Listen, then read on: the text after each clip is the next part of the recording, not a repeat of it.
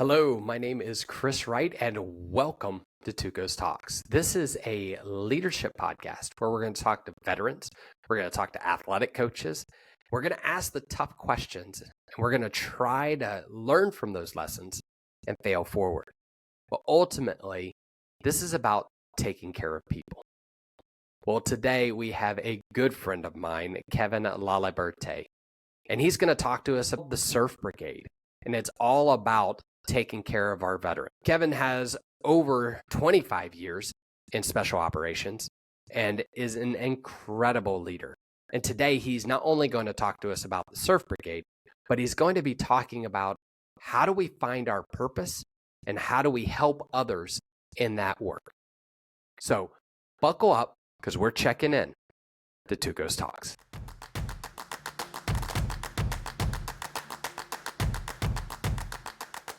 Hello and welcome back to TUC0's Talks. It is a great day, another interview. I have got a great show today for you. I've got Kevin Laliberte here, and Kevin, you want to say hey? Hey, Kevin Laliberte here. I'm excited to be on the show with you, TUC0. Ellie is one of my favorite people to be around because of his no kidding, will tell you when you mess up. Will come in, slam the door, be like, "You are so jacked up right now," and I loved that because you never have to question on where you are with him, and that's just what makes him so successful. So before we start off, Kevin, why don't you just talk a little bit about who you are so everybody gets to know you? Sure.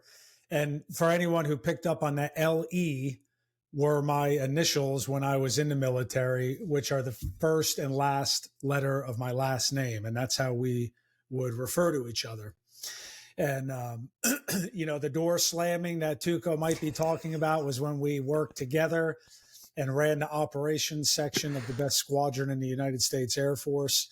And it was a really challenging time when there was literally a multi-fronted war occurring in several different countries simultaneously, and we were managing operations in all of them, and the families in the rear as well. To think about what we were doing on a daily basis now, it really was remarkable at the time, and I don't think most of us fully appreciated that. I think we were fully aware of the stress that it put on us, but that's because of how invested we were in what we were doing. Nobody in that organization was half-assing anything. And, it was challenging, but great. And it made us all who we are today. Opening it up at a little higher altitude, I retired from the Air Force almost 2 years ago. I was a TAC-P the majority of my career. I came in as an E1. I retired as an E9. And my last 2 years, I helped stand up what was then the brand new US Space Force. And so I like to highlight how I spent 23 years in the Air Force, but 11 of them were on an Army base. 2 of them were in space. And so I was probably the chief that knew the least about how the actual Air Force worked. And I was always okay with that because I think I had the most knowledge on how the joint community worked at large. Yeah, no doubt about it. People ask me all the time, how was your time in the Air Force? And I was like, those were a good couple of years. And then after that, it was Army. Yeah. And that's how it was. So what an incredible experience you have. I appreciate you saying we led operations there at the 17th. You absolutely led operations there, and my job was to help you and clear out obstacles as they came up. But man, that's been, I haven't really stopped to think about it.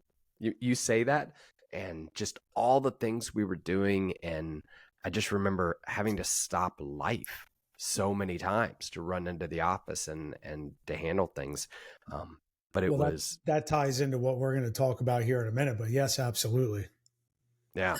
But it was something I loved doing. And before we started, you were talking about, I don't think I could just sit on a mountain and relax. And that's not something that I think any of us would feel comfortable.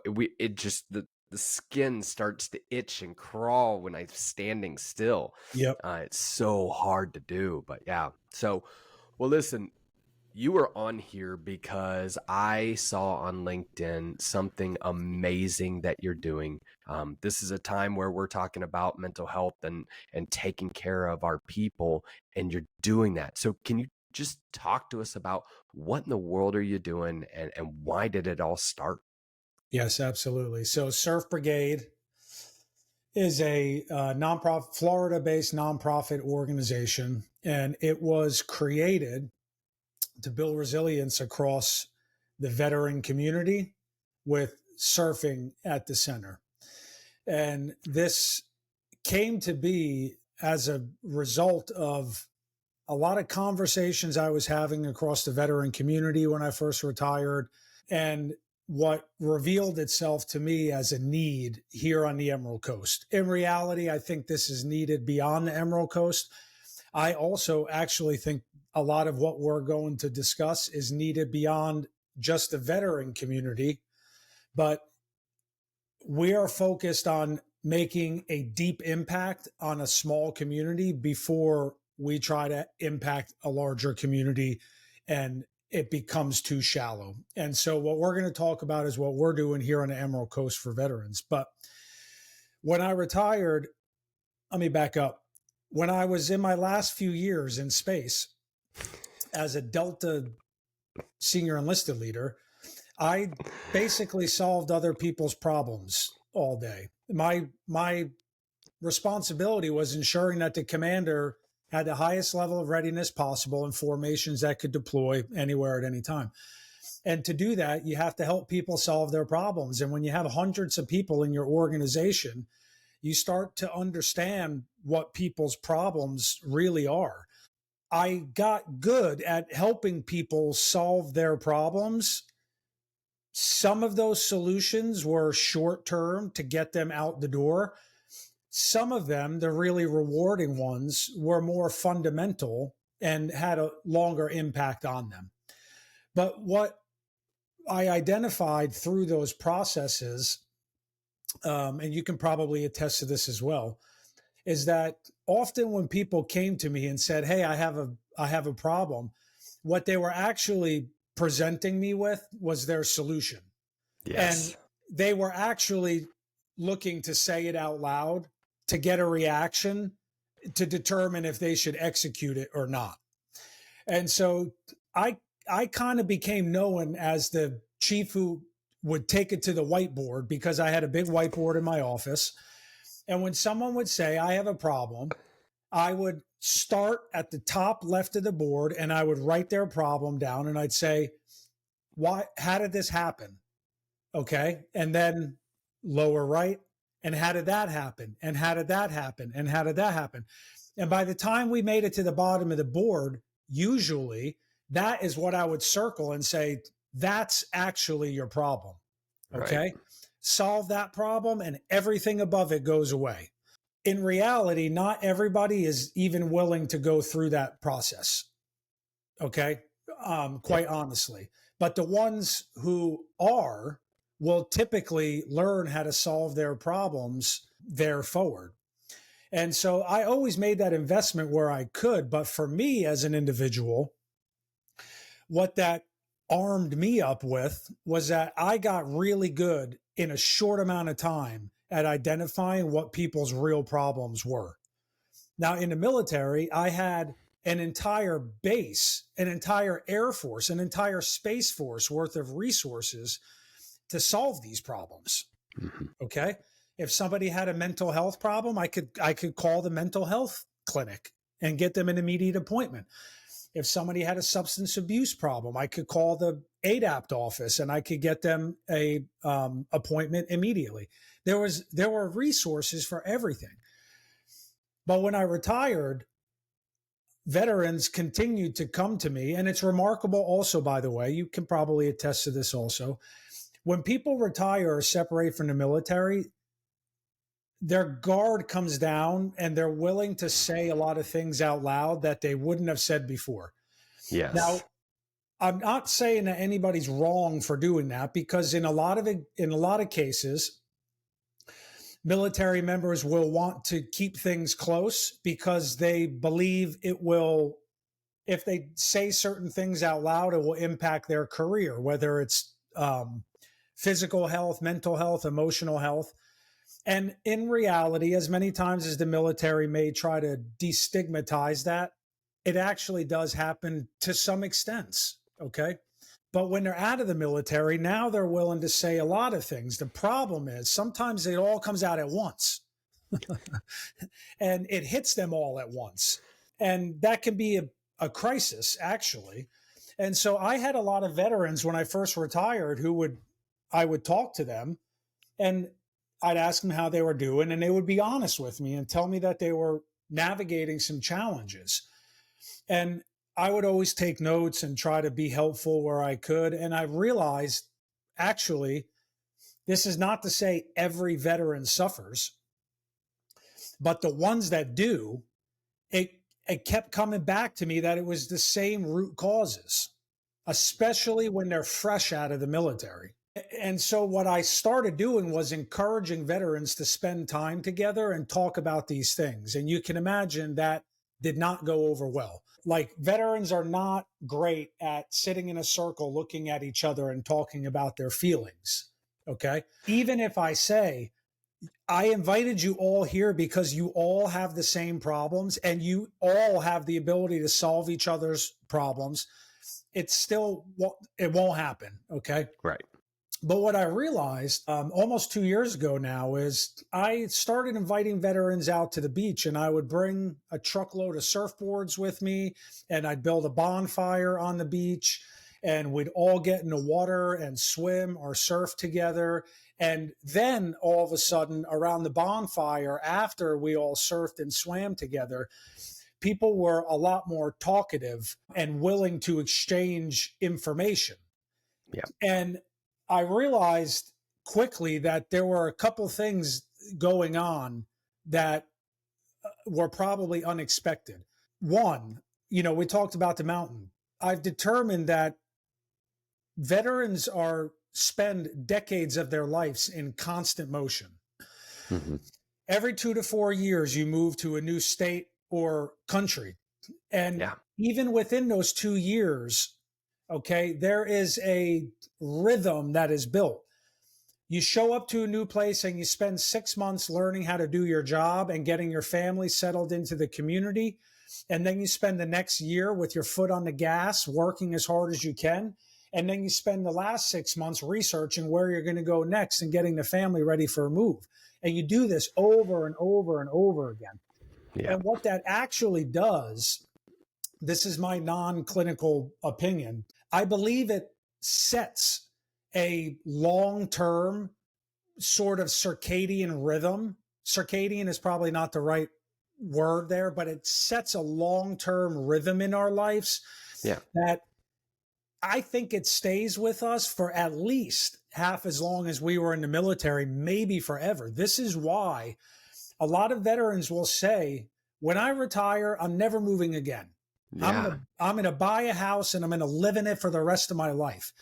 And they buy that house, and then 18 months later, they start going, man, why do I feel like I need to move again? Why am I on the internet looking at houses?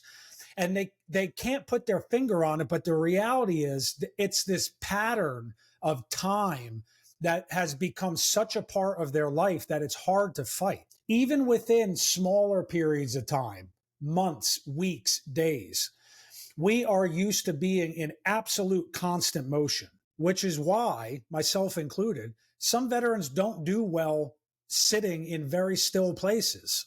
We like to move. And for that reason, for a lot of veterans, the ocean is very inviting because the ocean is in constant movement. When you're in the ocean, you're moving three-dimensionally all the time. The current is pushing you one way, the wind is pushing you another way, and the waves are pushing you a third way. And sometimes, if it's not controlled, that can create stress. But if you're able to control it, and that's done by either standing in relatively shallow water or having flotation or a surfboard, it can actually be a really comforting environment for veterans because they feel that movement. Okay. Yeah. And so I realized that that was happening when I was getting people in the water together. Added to that is when you're surfing together, especially when people don't have a lot of experience doing it, we're learning something together too. We wipe out together. We make fun of each other, which is, like a military thing to do, but we also celebrate each other. When a guy finally does stand up on a wave, we're cheering each other on. And so when all of that is occurring, and then the sun sets, and people typically come out of their shell a little more at night, and the fire is going, which actually creates like physiological effects on you by lowering your blood pressure and encouraging pro-social behaviors. Now, all of a sudden, people were talking. And I had people reaching out afterwards saying, I need more of this. I need to spend more time doing this. And so I started doing this on a quarterly basis, and it grew really rapidly. I had over 150 people attending these events. Holy I had to get goodness. county permits. I had to put together a budget for resourcing surfboards. We had to hire companies to come in to bring enough chairs and fire equipment. And what I then identified, right, this is progressively elaborating over the last couple of years, is that it wasn't, what we were doing wasn't deep enough. We were in the shallows, and we were doing the same thing over and over again. Yep. And what needed to happen was I needed to analyze the root causes of why everyone was there and build a curriculum around it. And then we needed to build a curriculum based and complete with a team of other veterans, which is when Surf Brigade was incorporated. I'll pause there before I tell you Surf Brigade. I'm just sitting here on edge, and I'm like, oh my goodness, there's so many good things here. So let me walk through mentally where I stopped and paused for just a second. One, I love the hot wash on the whiteboard. I think when I think of hot wash and whiteboard, I came from Rated, so we flew and we did all this. But Mike Macias took it to a whole nother level, man. And so I just see that web tech version of, hey, walking through the process. But you said something that's really, really good. Very few people are willing to sit down and have you walk them through the whiteboard. Those are the people that really want to learn, because you're right. People just want to be able to talk and just sort of gauge and, am I right? Am I right? I don't really want your opinion. I just want you to hear me, and we're going to go. Yep. So I love that you're still doing that and that you're walking through on that. I love the three-dimensional, the constant movement. That's so critical. And, one of the things that I learned was in my 20 years, and I told Karen, I was like, hey, listen, I've moved us around for 20 years. You get to decide where we're going. And then when we actually sat down together and I said, where do you want to go? We were lost. We were lost because someone's been telling me what to do for the last 20 years. And when I actually had to make a decision, there were so many great ones that we sat down and we really struggled and worked through it together. So I think that rhythm that you get into and what you are really produces that bond. And the fact of what you're thinking through of, I'm going to surf, I'm going to bring everyone together, I'm going to get them back into that comfortable, we're back in the cycle type of deal, then sit down, sun goes down, fire goes on, people sit down and just have conversations, looking people in the eye and saying, here we are together. We're all in this. Whether we say we're in it or not, we feel that, and you set that up. And then we're in shallow water. I want to take us into the deeper water where the real ride is at, where we get to what we need to. Dude, you've got this locked in. I love it. I'm all in. All right, keep going. This is great. So, and I will tell you that even while we were doing things that way, we had military organizations, including JSOC, who were sending their commanders and SELs down to attend they were basically private sessions, and we didn't allow any civilians to attend. Mhm. But we have had JSOC organizations here where we brought their commanders and SELs out to all surf together. Yeah. And then we spent the entire evening having dinner around the bonfire. That is a significantly different experience than when we have dozens of veteran families and their spouses and kids on the beach. It was a lot more somber, and the conversations were way heavier, but it served a really important purpose. Our challenge now, which I'll catch up to in a minute, is our current curriculum is really making a significant impact. And we just had the Ranger Regiment reach out to us and tell us, we want a closed course. We want you to do your entire month's curriculum over a 3-day span. And we want to send an entire busload of Rangers down to go through it. We're not able to do that. It's so hard to say no. Our answer was yes, of course, we're going to make this happen. But where do you house, an entire platoon worth of people? How do you get that many people surfing simultaneously? And we'll get there eventually. But right now, after weeks of trying to put it together, and it wasn't a money problem, we just aren't at that level, that volume of problem solving yet. We still do it in smaller batches, which I'll tell you about now. So our curriculum. Oh, real quick, just before you jump into it, that's so Ranger. Like, I want a month worth, and I want you to throw it in 3 days. That's literally what they said. They said, I totally see that. How long is your course? I said, it's a month long. They said, can you do it in 3 days? I said, anything's possible, right? Okay, so that's great. What I identified through all of this is that there's 3 reasons. There's 3 things that cause suffering for veterans. This, as I mentioned, probably applies to everyone, but one of the only areas in life that I'm an expert at is being a veteran. Okay.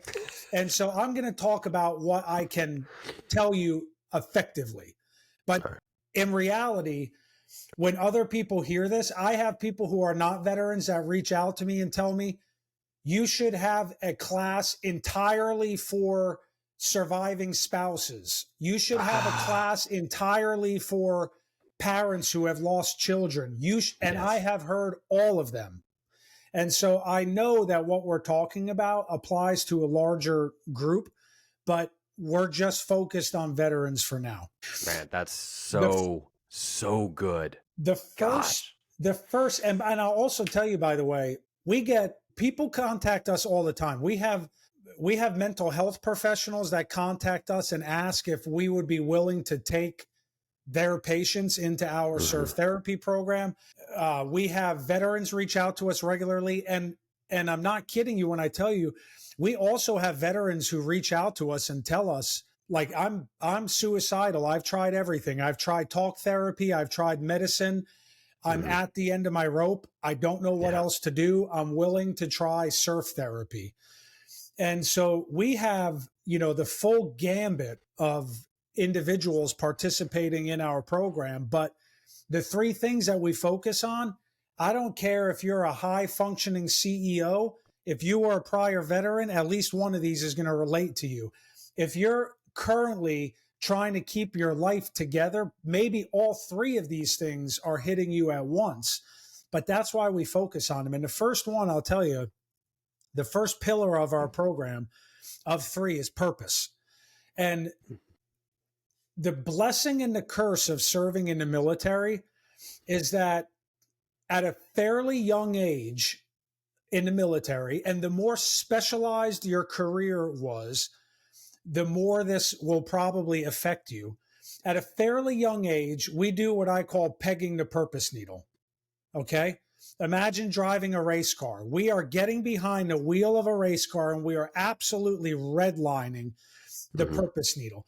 We are asking military members to make massive sacrifices in their life that in every other case, most people would say, no, I'm just very simply not willing to do that. But we ask veterans to do things that are challenging, and we tell them, you're doing this for your country. And they say, well, then sign me up. And we ask veterans to navigate, we ask their families to navigate challenges as well. And they do it all for a higher purpose. Okay. The problem with putting somebody behind the wheel of a race car for 20 years and telling them to just hold the pedal to the metal and keep it on the tracks and keep the purpose needle redlined is that later in life, when they're out of the military and that needle starts to come down, they have an unrealistic baseline or expectation of what they think it means to have purpose in their life. This typically manifests, and some of the ways you can identify this, like if we were on the whiteboard, is when veterans say things like, I don't think my job matters, nobody cares what I do, or the people I work with don't take it as seriously as I do. I can't stand it when people are late. Nobody replies to emails as fast as I do. Okay. Because in the military, it was expected that we would handle ourselves that way. It's not that way in the civilian world. So true. So when they're used to, redlining a race car and now they're driving through the suburbs in a minivan and their purpose needle is fluttering on the other end of the spectrum, it creates some problems. And so what we work with veterans on is identifying what their purpose is outside of the military and understanding you're probably never going to get that needle back to where it was. Okay. It also doesn't need to be there. It wouldn't be healthy if you tried to hold it there for any longer anyway. But what you should probably try to find, you should find an area where that needle can stay right in the middle for a sustainable length of time. But to do that, you're going to have several sources of purpose in your life. Whereas in the past, you may have only needed one, and it was the military. Now, you're going to have to go out and find those additional sources of purpose. And when you stitch them all together, you'll get that needle where it needs to be, and then you'll hold it there. Okay? But part of those exercises include writing your own purpose statement and then stepping away from it and then rewriting it and stepping away from it and rewriting it. And after 5 times, you're 5 levels down on the whiteboard now, you've got something that you can start to work with. Okay. But most veterans who are experiencing these problems, they've never even written it once. And so when veterans participate in our program, before they even attend session 1, we tell them, write it 5 times and be prepared to talk about it on the beach. Okay. And I think that's really, really good because when you're in the military, your purpose statement is whatever statement your unit purpose statement is. Yeah. You have a mission. Yes. So, that's exactly the crux of this problem is we were used to having a mission for so long. It might change by organization, but when you walk in the front door, it's literally on the wall. Yes. And then when you're out and you're on your own, you're used to that being provided, but it's not anymore. You have to write it for yourself. Yeah. The second problem, this usually happens after the purpose problem, but immediately after, is a narrative problem. It's the second pillar of our program, narrative. A narrative is a storyline that explains to others how you fit into society. When we serve in the military, we are given our narrative. We literally put a uniform on and it's our narrative. When I wore my uniform in public, people would see me and without knowing anything about me, they would assume, Kevin, it must be a good person. He's trustworthy. He's loyal. he likes to serve others, I want to buy him lunch. Okay. Yeah. And inside the military, if I saw another guy wearing a uniform without ever asking him a question, I could tell you that guy is a Chief Master Sergeant, TAC-P, Free Fall JM, Ranger qualified guy who's deployed to combat with the Ranger Regiment, and he's currently assigned to Air Force Special Operations Command. I can even go deeper and tell you, based on the boots he's wearing or the brand of the uniform he's wearing, probably what unit he's in. If I see a guy's haircut or his facial grooming standards, I can tell you what communities he's a part of, okay? If I see you in Class A's, I've got even more. I can determine how long you've been in the military for, what kind of awards and decorations you've had, and it goes on and on. But then one day, we're not in the military anymore. We take the uniform off, and all of a sudden, it becomes really challenging for us to explain to other people how we now fit into society. Now, in reality, when we were serving in the military, if someone said, Kevin, tell me about yourself, I would not have said, well, let me tell you about all of my awards and decorations. Okay. Yeah. But I probably would have said, well, I serve in the United States Air Force. That's the largest part of my narrative. And when that is the largest part of your narrative for a significant amount of your adult life, and then it goes away, much like having to write your own purpose statement, it's a challenge for a lot of veterans to explain to others how they now fit into society as a civilian. And when they can't do that, it has a negative impact on their emotion, on their cognition, on their spirit, on everything. It can quite literally shake their confidence and make them very vulnerable to making bad decisions because they're trying to figure out what their narrative is. And sometimes it's by hanging out in new places, spending time with new types of people, and they're not always healthy. Yeah. And so in my mind, I'm thinking, all right, Chris, what's your narrative? And the first thing I go to is retired military and what my job is. Yep. Like, neither of those two are my purpose right now. Like, it is a mindset change, and I want to come in and say, all right, one, what's my spiritual belief? Because that's the priority. But two, I'm married and I have 3 boys, and I love spending time with them. Yeah. Goodness, like that should be 1 and 2, but it's not. And that's just that mental side of what you're saying. That's so good, man. And the thing about narrative is if it's not genuine and cohesive, it will create a crisis in your life. And so if you are telling people that your narrative is different than it actually is, when that,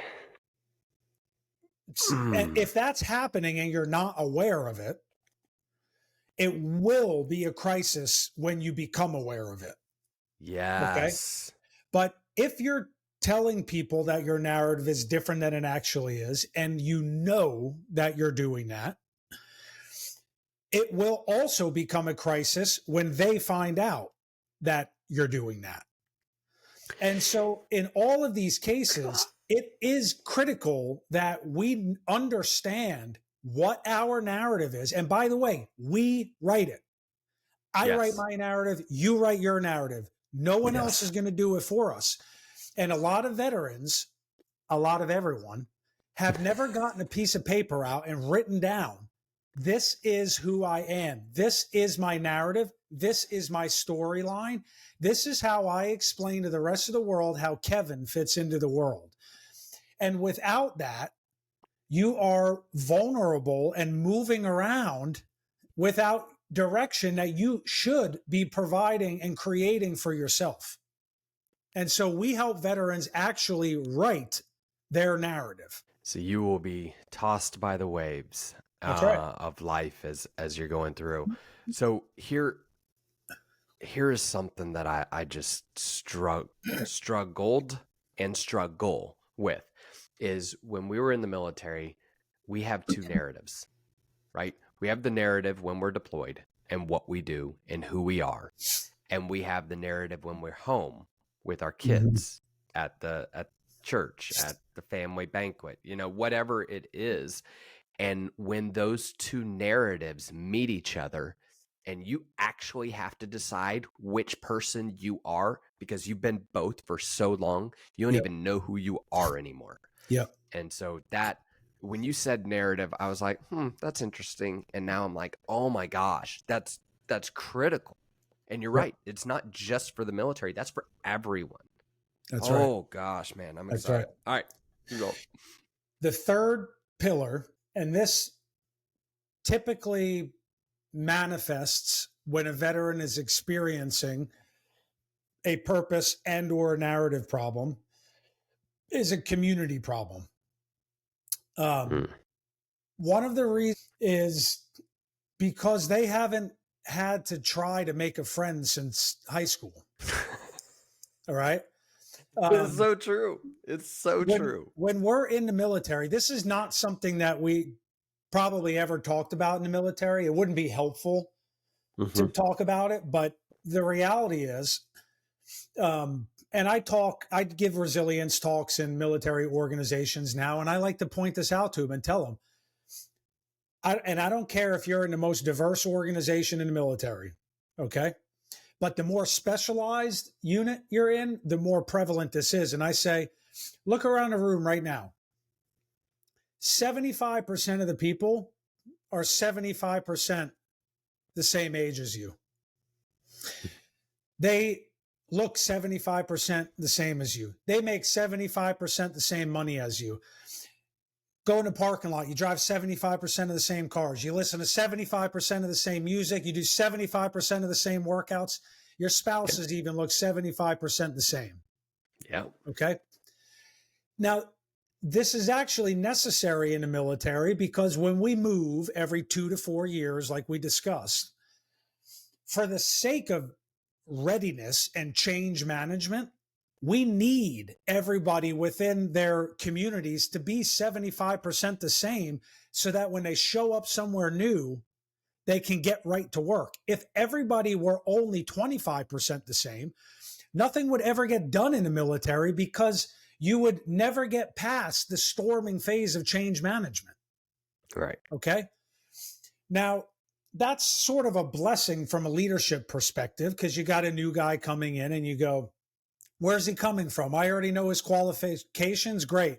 Let's get him spun up and he gets right to work. But the curse of that is when you are used to being in the same environment over and over again, you never really have to try to connect with people, especially after you've been in the military for several assignments or several decades.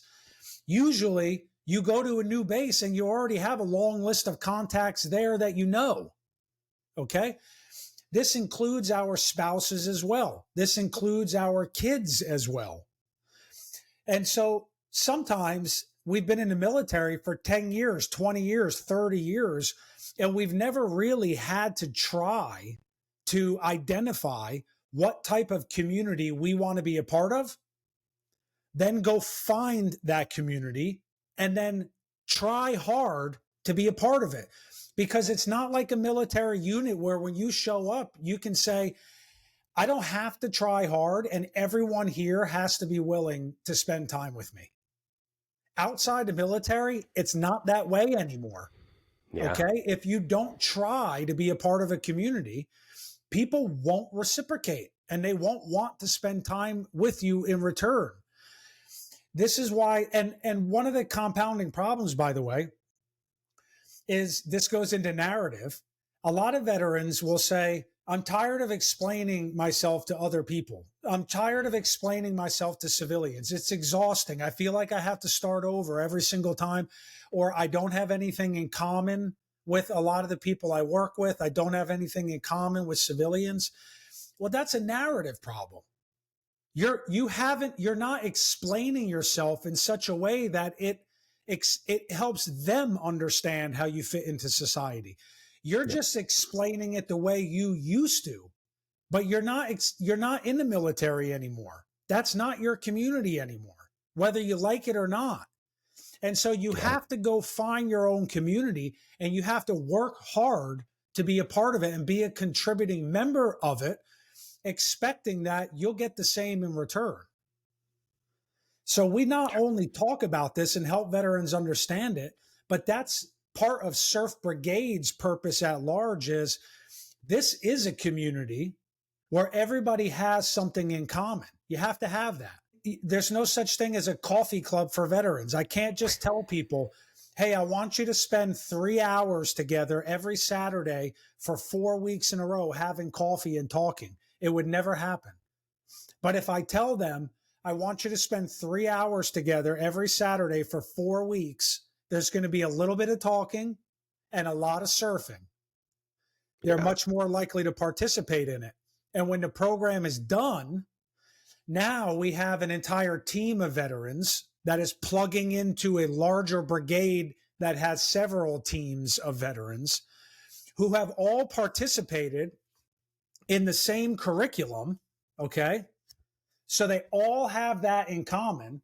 They all have some surfing experience and access to equipment to continue doing this together in the future. And the idea is that if I, in the future, am re-experiencing some of these issues, I'm not going to feel like I'm sitting on the beach by myself. I can at least say, man, like I can't talk to everybody about these things, but I know Chris went through this curriculum too. And so I'm going to see if I can get a couple surfboards and Chris and I can go catch some waves together and revisit some of these discussion points.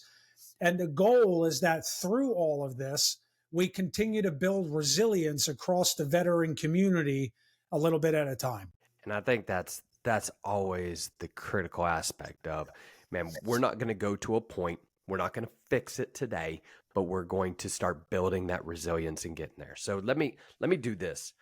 I want to make sure that we all have the opportunity to get this information. So there's 3 different people that I'm thinking of. 1, person who needs the help. 2, organizations like the Rangers and JSOC and others who want to bring their team and have a closed session. And then 3, people like me who are just hearing this and was like, oh my gosh, this is amazing. How in the world do I support this? And how do I get the information out? So can you talk to those 3 people? So the first one, I would tell veterans who believe that this would benefit them to apply on our website, surfbrigade.org/apply. And we'll set up a call to ensure that this is what's right for them. Sometimes people have needs beyond the beach, and surf therapy is not the best starting place for them. We have developed a strategic partnership with a mental health organization that will provide cost-free and anonymous mental health care for veterans if they need that treatment before surf therapy can be effective for them. And we're happy to put them in touch as well. But they should apply on the website, and then we'll open that conversation up to determine if this is what's best for them. Good. The next 2, I'll swap them in the other order. Right now, this is an all-volunteer staff that is managing this. It's myself and 2 others who are both alumni of the program and serve as the volunteer chief of staff and volunteer chief of operations. Until we reach a point in our resources that we can start to execute some of this professionally and on a full-time basis, there are limitations on how often we can do this. And so our program is ran on Saturday mornings because most of us can commit to doing that. For us to do this as a closed course in the future, I believe we will get there, but we will need for us to bring in the professionals to administer our curriculum in that amount of time. And so to help us get there, anyone who's interested, there are on our website, there are opportunities to make donations. There are opportunities to buy everything from apparel to literally surfboards. And all of the proceeds go directly into the surf therapy program. And we also have more information will be coming out in the very near future. We have a golf fundraiser and other annual fundraisers where sponsorship packages and participation will be made available. And these are all good opportunities for anyone who wants to support this program to get involved, make it available at a larger scale for individual veterans to sign up for, and on a private scale for organizations to put their service members through. Is that a satisfying answer? Yeah, that's perfect. And what I'll do is below at the link for people watching, I'll have your organization. They can click on that. And if they want to donate, then please go down and do that. Because I think it's going to take a lot of resources. There's a lot of things going on. I mean, you think about 150 and how many surfboards you're going to need for that. Yeah. Closed course, hotels and the whole thing. And it's all about serving those who served us. And Sure. Man, I'm 100% behind what you're doing out there. So, hey, before we jump off, what do you have anything else to add or anything else you'd like to throw out there? I would probably tell anyone who's listening to this that if they connected in any way with this, just to understand and have faith that their challenges are probably not as unique as they may think. We have a tendency to keep internalize things when we're in the military, but the fact is most anything that we can go through in life, while there might be some different contributing factors, the actual experiences that we're in the moment of, they only seem unique to us if we're not talking about them with other people who have already gone through them.